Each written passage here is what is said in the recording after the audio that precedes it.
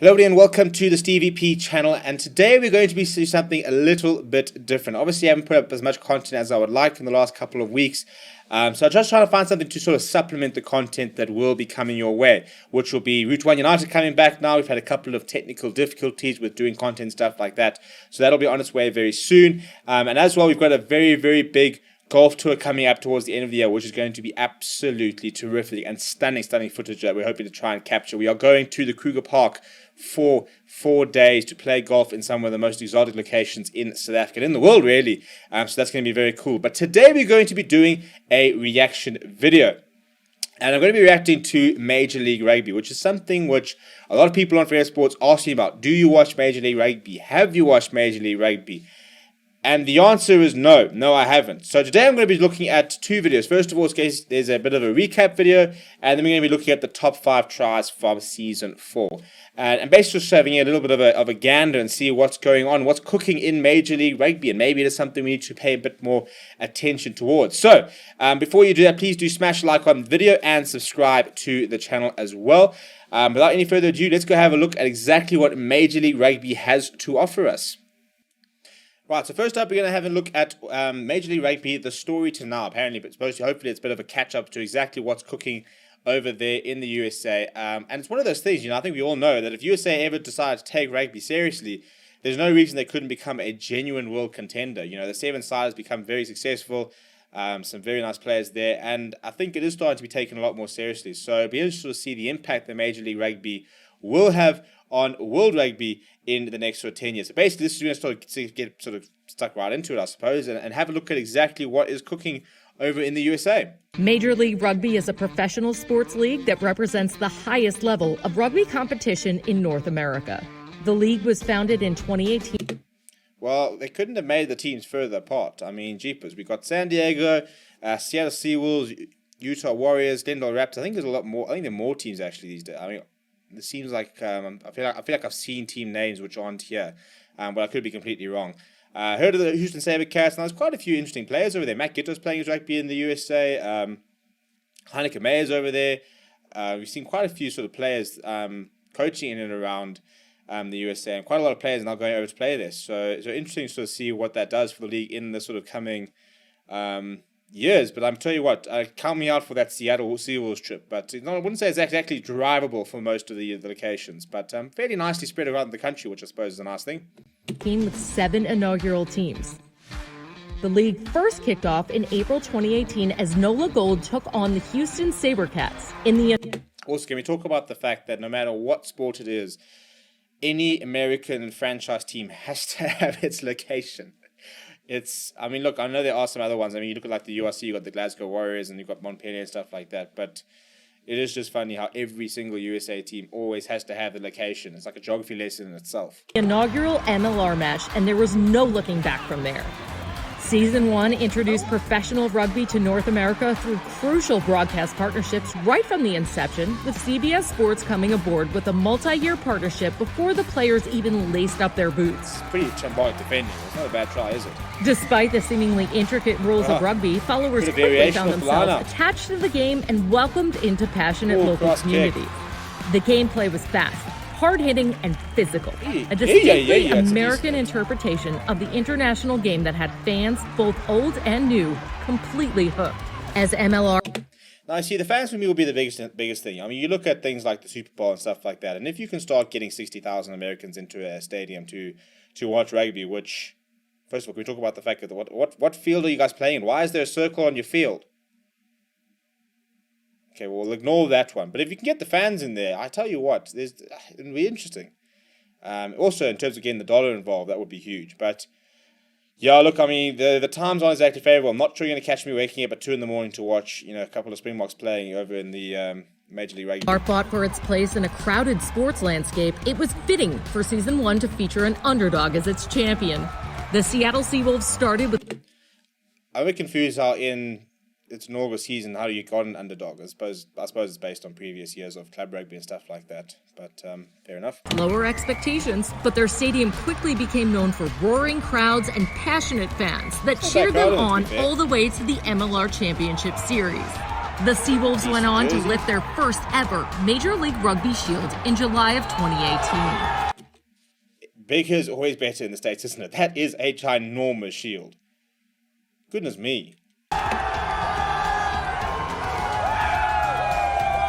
In Season 2, MLR expanded to two crucial markets, New York and Toronto, increasing the number of teams to 9. The gameplay improved significantly as the league saw an influx in foreign talent that raised the skill level on the pitch and thrilled the growing number of fans in the stands. After a roller coaster of a season that featured closely fought, high-scoring matches that often went down to the wire, 4 teams were left standing for the championship series. In the playoffs, experience prevailed as San Diego Legion won with a drop goal in the final moments of the match, and the Seawolves triumphed to book their ticket to the championship final again. San Diego was the clear frontrunner, having secured the top seed and home field advantage. In front of a sold-out crowd in Torero Stadium and a league record 500,000 viewers watching at home on CBS, the game was a fitting tribute to the growth of the league and its ability to entertain. With only a few minutes remaining, San Diego kicked for a drop goal again to bring their lead to 23-19. But this left Seattle with one more opportunity before time ran out. As the clock ran past 80 minutes, the Seawolves formed a driving maul and bulldozed their way to a second championship title in as many years. And Seattle! That's a pretty amazing way to win a championship. Wow! Season 3 saw further expansion, more top talent from overseas, expanding the broadcast deals even further by doubling the number of national broadcasts and welcoming an impressive array of local. I mean,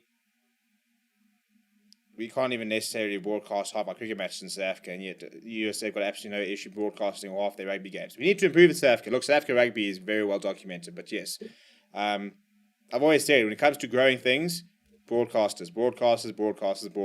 Local broadcast partners.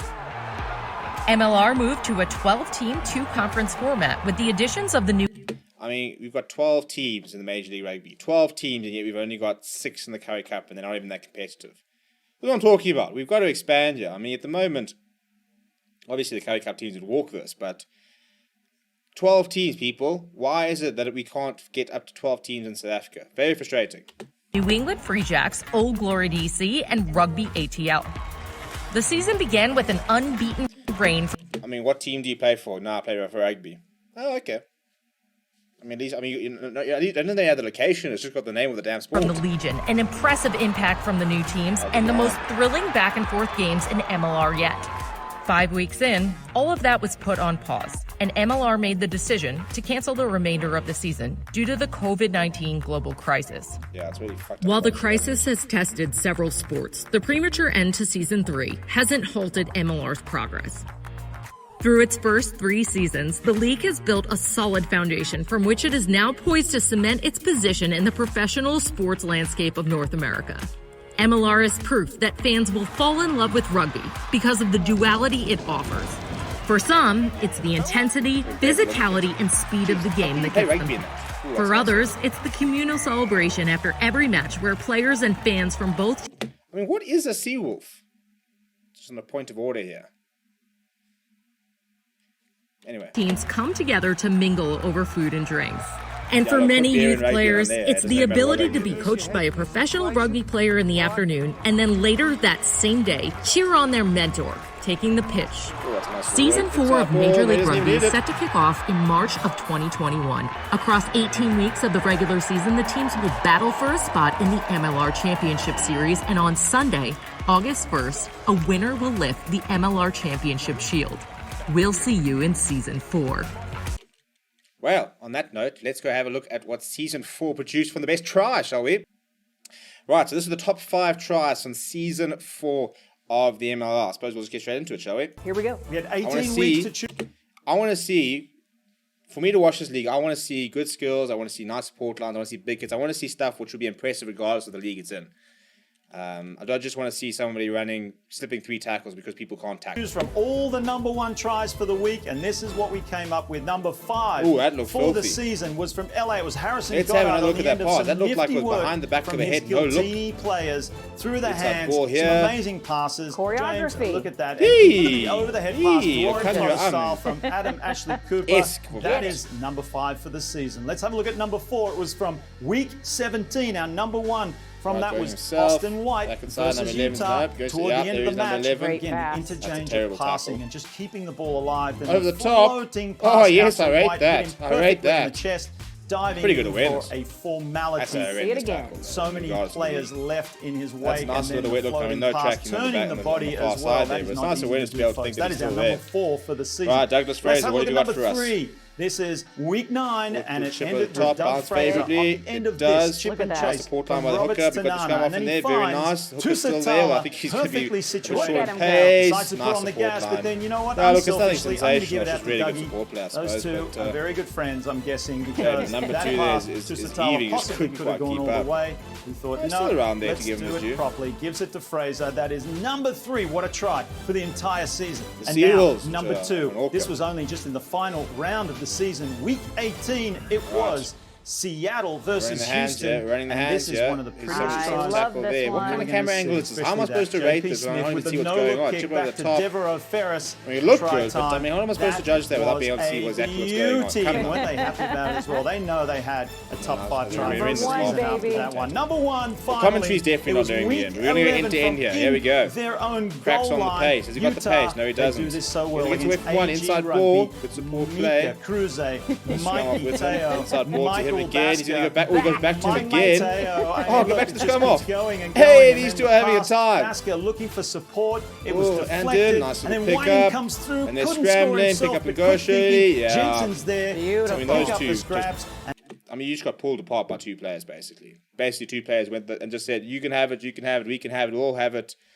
I rate that. That was a very nice try. I think it was number 1 as well. Try of The year. 2021. Yes, you're. Okay, whoever this woman is, I don't think that's going to be the key reason I watch.